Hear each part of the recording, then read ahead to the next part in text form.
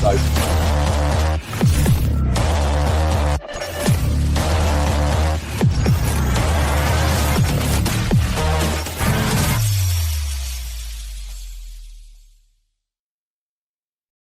welcome back, everyone, from Francesco Amodeo to this brand new episode of $40 Matrix. Considering the gravity of the situation in Gaza and the complete absence of an alternative perspective on responsibilities, it is imperative to allocate, at the very least, this episode and 2 additional episodes for a thorough examination of the potential factors behind all the events taking place. The information I'm about to share regarding the conflict in Palestine is a truly exceptional case within the Italian journalistic landscape. Consequently, numerous individuals will attempt to attack me and exploit each and every word that I utter during this discourse. So allow me to commence with a crucial premise. Whomever carried out the actions on October 7th in Israel is undeniably a constituent of a terrorist organization that must be duly penalized and completely eradicated from existence. What we are going to question is not whether it is or is not a terrorist organization, but who that terrorist organization has acted for, with the complicity of whom, for whose interests. Who is it that allowed the terrorists who entered Israel undisturbed on October 7th to act and carry out their activities without any interference or consequences? It definitely was not the more than 2 million Palestinians who ended up under the bombs, in the nearly 6,000 deceased children. Therefore, we cannot afford to overlook the fact that those who are currently engaged in a veritable ethnic cleansing in the Gaza Strip are doing so in direct response to the situation at hand. The despicable and vile attacks carried out by Hamas could potentially refer to those same apparatuses that allowed Hamas to enter Israel. And this hypothesis, which no one has the courage to investigate, will instead be the main subject of both this episode and the upcoming episode that follows. Outside the Matrix. Let's start right away. In the previous episode on this topic, we demonstrated that the Israeli intelligence could not have not known that Hamas was about to organize something big in a territory that is closely monitored and observed with the latest technologies like the Gaza Strip. First of all, it would have been impossible to bring in the necessary funds for the preparation of the attacks.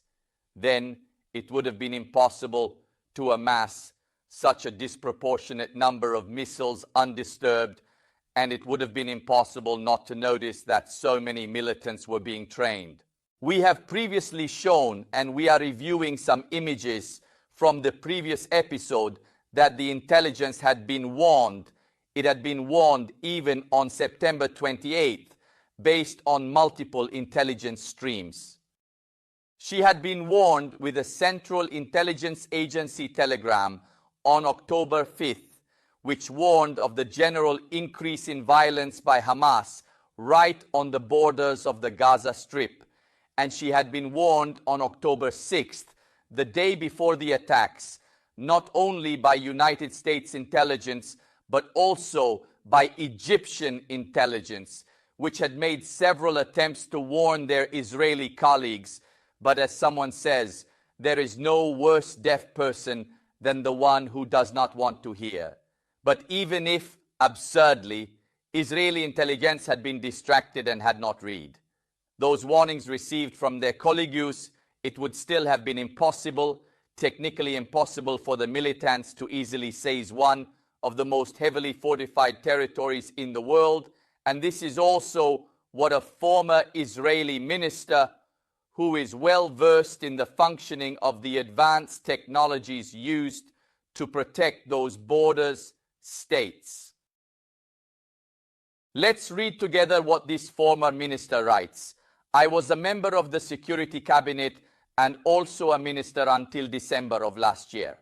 Regarding this matter, I had the chance to be thoroughly informed about the Israeli installation and infrastructure in the vicinity of the Gaza Strip. It is absolutely shocking to imagine that something like this could have occurred, considering our knowledge of this device. The act of terrorist militias crossing the border with weapons and vehicles simultaneously is commonly known as an invasion, and I am still unable to comprehend how such an event could have possibly occurred. This is the first thing. The second is that an attack like the one perpetrated by Hamas was prepared for a prolonged period of time. We need to stock up on weapons, train the soldiers, develop plans, and test the operation. The reality that our intelligence was incapable of detecting leaves me with a multitude of unanswered questions. As it is impossible for these militants to have entered, we see in the subsequent images it is absolutely impossible for them to have entered in this way, with a rudimentary bulldozer, with hang gliders, with old motorcycles that even had the opportunity to ride undisturbed for hours, loading hostages onto the motorcycles. Let's completely exclude once and for all that the Israeli intelligence did not have any knowledge whatsoever and was completely caught off guard. We now have knowledge that it cannot be so, or at the very least we are aware that not everyone was unaware of it. Let's make an effort to comprehend then who protests, who was waiting for a casus belli to advance their own agenda, which, as we will demonstrate, included the following points: the obliteration of Hamas, a kind of genuine ethnic cleansing in the Gaza Strip, the future annexation of new territories, and above all, the possibility of managing the territorial waters in front of the Gaza Strip, where important natural gas deposits have now been found. This situation has sparked intense debates and raised concerns about the potential consequences for the region and its inhabitants. It would have been impossible to reach these 3 points if an event like the attack on October 7th had not happened, which in certain circles is defined as the catastrophic and catalyzing event, an event capable of then eliciting a reaction that serves the interests of very few. In this episode, we will analyze qui prodest from an economic and geopolitical point of view. In the next episode, we will analyze qui prodest from the point of view of Israel's internal politics. We will discover that the points on the agenda that we have just listed were exactly those not too secretly desired by the extremist government of Netanyahu. In that government, there are ministers who have spoken of an atomic bomb on Gaza, ministers who have spoken of leveling Palestinian villages, and ministers who have spoken of expelling all Arabs from Israel. This information sheds light on the motivations behind the actions taken. Sentences we will see, specifically in the upcoming episode, when we will analyze the profiles of the members of the Netanyahu government, a government that we quickly see from these images with ministers that Israelis themselves define as fascists, if not even terrorists, during our in-depth examination. Examine this editorial from Haaretz, the ministers of Netanyahu's cabinet competing to determine who is more fascist. All this happens in what they call the largest democracy in the Middle East. Let's look at the next slide. Netanyahu is Mr. Jewish terrorism. Prime Minister Benjamin Netanyahu is the person responsible for what happens in the West Bank, including Israeli acts of terrorism. This is Haaretz, so we are giving voice to the Israelis. The title of this article that I am showing you is disturbing because it demonstrates that many analysts in Israel had understood that a disaster was about to happen for the Palestinians, but also for the people of Israel. Check out this new article from Haaretz on October 3rd. If it doesn't seem premonitory to you, Israeli neo-fascism threatens Israelis and Palestinians alike in the same way.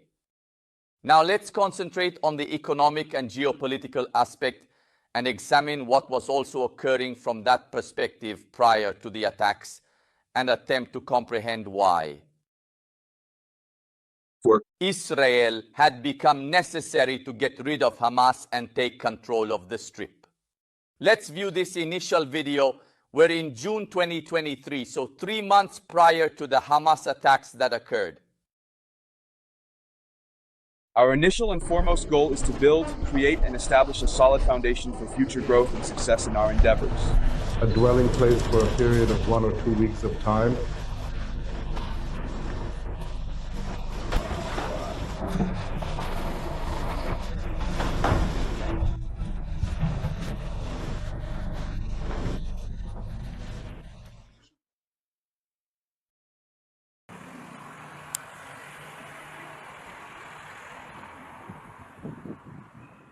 The army has committed a war crime and a crime against humanity, continuing the army in the territory of Gaza, and we assure the truth on the territory of Gaza and on the children of our Palestinian people, with all its natural consequences, including the gas of Gaza.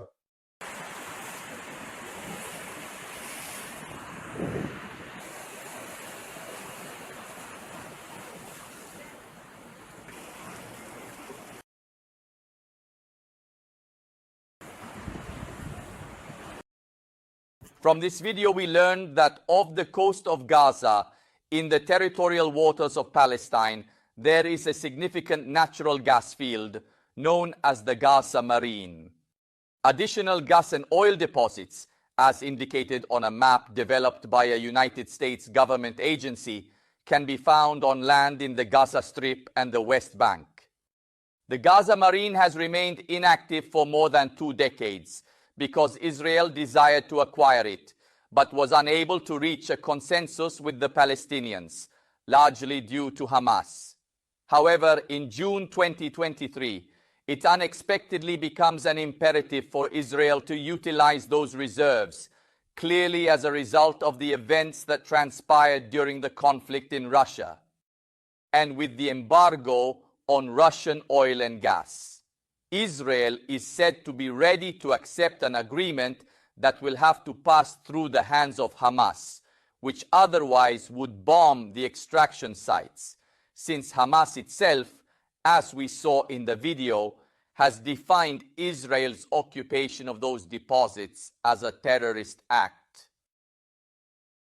Now, the question we need to ask ourselves is why Israel decides in June 2023 to move forward with an agreement that it has never wanted to pursue for a period of 20 years, as stated by the Israeli defense minister, who clearly emphasized that it would be impossible to achieve. Continue to carry it forward without first engaging in a war that is capable of completely uprooting Hamas from the Strip. Did they by any chance know that war was coming? Let's examine this statement from a Hamas leader regarding those deposits and see if it provides any insights.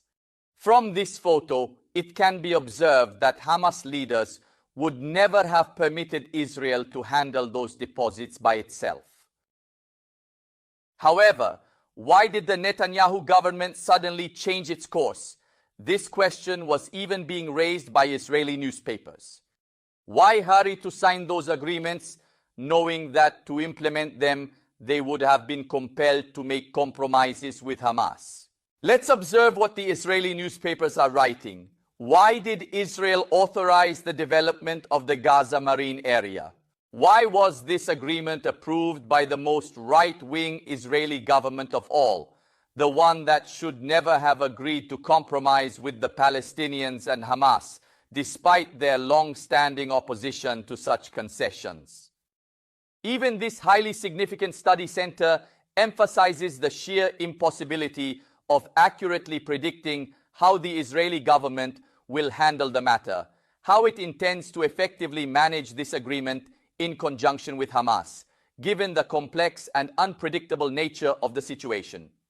But let's take a look at this second video for a moment.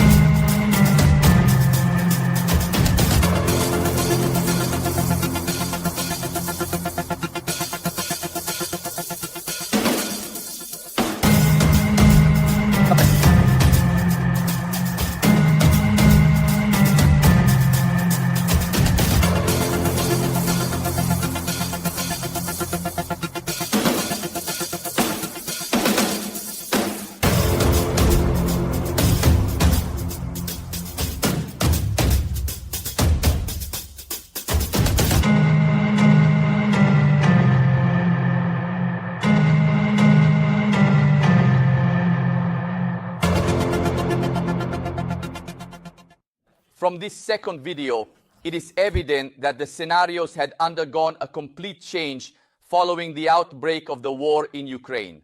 Due to this reason, Israel required to now acquire their hands on those Palestinian deposits and, most importantly, not take chances of facing attacks on their own deposits.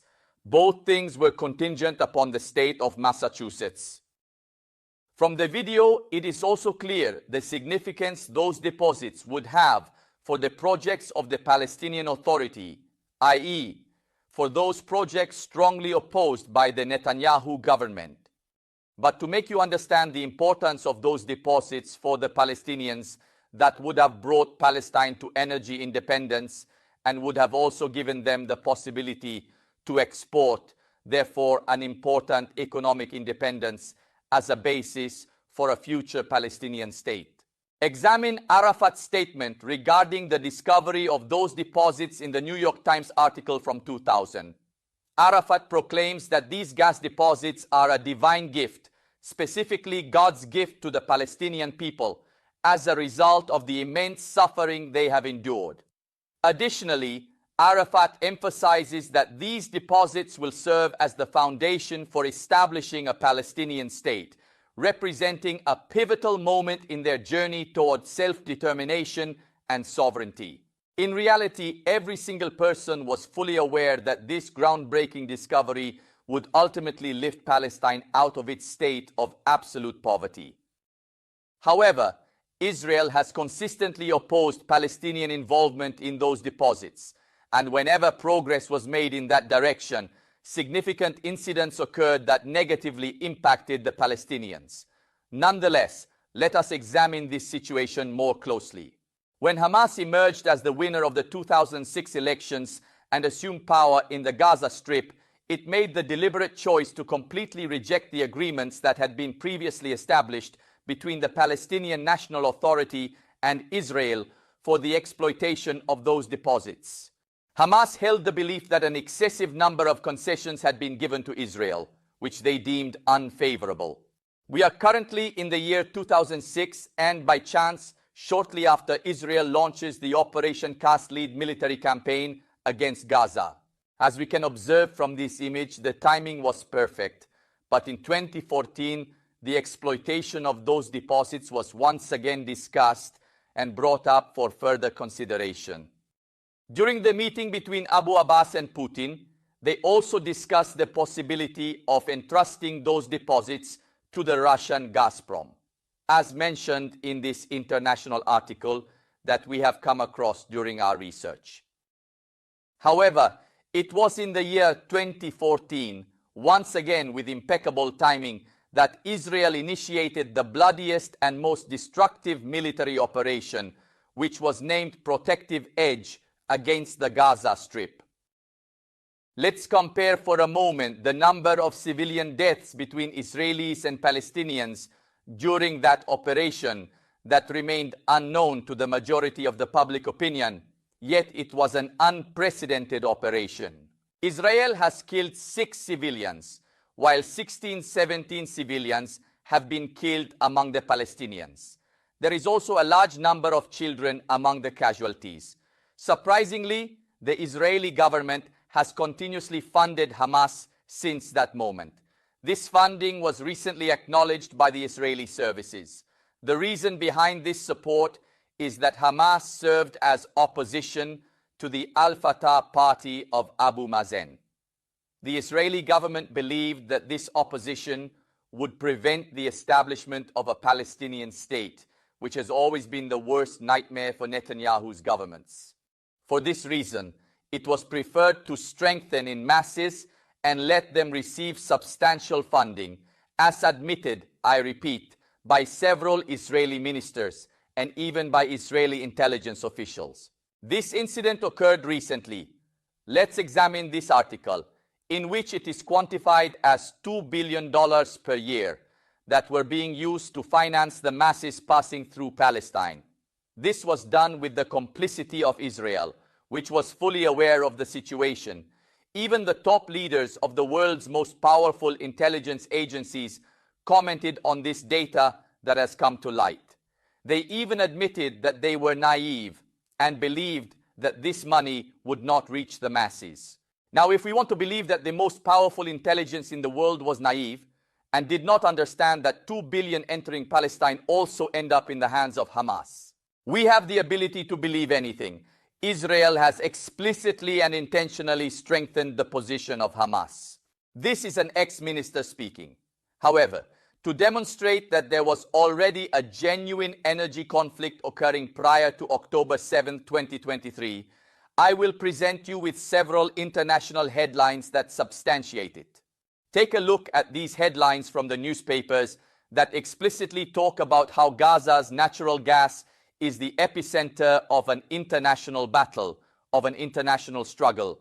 And yet we have these natural gas fields in our possession, which are of great significance and have become a major point of contention on the global stage. We have never heard of it, but reading what is written in these articles published at unsuspected times, it is found at the key of what could be some of the main economic motivations that could have pushed certain powerful Israeli apparatuses to pretend not to know what would have happened on October 7th in order to be able to use those tragic events as a casus belli at a time when they could not do without, for the reasons we have analyzed, to get their hands on the Gaza Strip, also because Israel's goal was clear and ambitious. We reiterate this point by displaying these two slides. They expressed the desire to replace, Israel expressed the desire to replace up to 10% of their gas supplies from Russia. This is a statement that was made by the Prime Minister of Israel during a visit to the city of Berlin in the year 2022. But let's read in more detail what is written in these articles, because the key to everything, in my opinion, is right there. While the Israeli government, led by Olbert, insisted that no royalties were paid to the Palestinians, the Israelis would have delivered the equivalent of those funds in goods and services. The offer put forward was rejected by the Palestinian government. Shortly after, Olmert imposed a stringent blockade on Gaza, which was described by the Israeli defense minister as a form of economic warfare that would inevitably lead to a significant political crisis in the region. Hamas has officially confirmed its ability to carry out bombing attacks on Israel's strategic gas and electricity facilities. It is evident that in the absence of a comprehensive global military operation aimed at eradicating Hamas's control over Gaza, no drilling work can be carried out without the explicit consent of the radical Islamic movement. So there was a necessity to eliminate stones in this historical time period in which Israel had determined that it had to acquire its hands on those deposits, but there was an issue. The preceding military operations, notwithstanding their violence, did not originate from a momentous event to the extent of bestowing upon the Israeli army an unrestricted authorization, and were not decisive in facilitating Israel's acquisition of the Gaza Strip and, consequently, its deposits and resources. In practice, prior to October 7, 2023, the Israelis had already finished, in the overall silence, the violent operations, also killing civilians, and this occurred on every occasion. The Palestinians did not agree to the Israeli terms. However, the Palestinians had only two choices, even in this situation. Either they surrendered everything to Israel or they faced another massacre. If Hamas responded to the attacks, those counterattacks were portrayed as intentional acts of terrorism to the global community, all while the international community remained silent. In the meantime, we come to the Netanyahu government that has invested, we see it from this article, has invested significant resources to prepare for possible future military clashes in the area.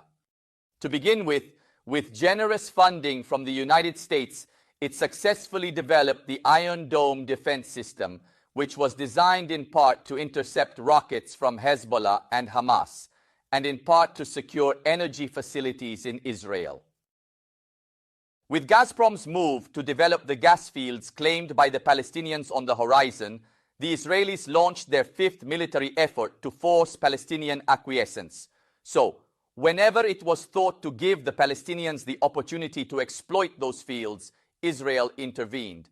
However, not having succeeded definitively with previous military operations, it needed a casus belli, something strong that would allow it to have free hands and advance its own agenda in the region. This was crucial because the development of these gas fields had the potential to significantly impact the geopolitical dynamics and energy security of the area.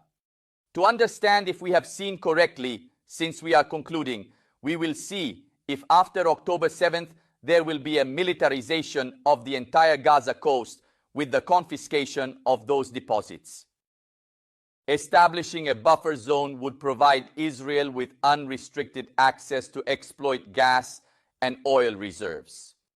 Obviously, if these were the scenarios, Israel would also need a casus belli against Lebanon, with which it had to share maritime borders through an agreement signed in 2022 for the exploitation of important deposits at sea, as shown by this graph that I am showing you, which is a graph of the agreement between Israel and Lebanon in October 2022. Now we also come to the reasons why the United States is covering Israel's operation, as that operation is functional to the long-term energy cooperation agreement between the United States and Israel, where the USA has envisaged for Israel the role of their energy stronghold in the Middle East region. This agreement indeed establishes that the development of natural resources by Israel is in the strategic interest of the United States, and the emergence of Israel as one of the major energy players in the Middle East is in line with the United States' need to tighten their grip in the region in the confrontation with Russia and China. And that is the reason why perhaps on October 7th in Damascus the impossible became possible. Now it is time to read the results of the survey that took place last week. The neo-Nazis in Ukraine played a marginal role.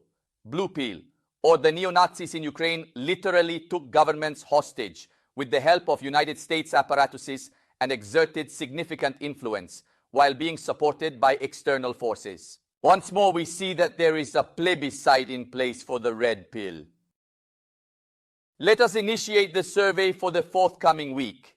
Israel was in dire need of a casus belli to carry out its plans in the Gaza Strip, or the incident that took place on October 7th, in order to proceed with its objectives. It has absolutely no relation to the needs of Israel in any capacity whatsoever.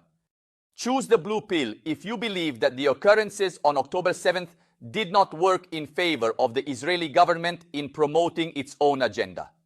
Red pill if you think those episodes are absolutely functional to the conquest, genocide, and ethnic cleansing plans of the Israeli government.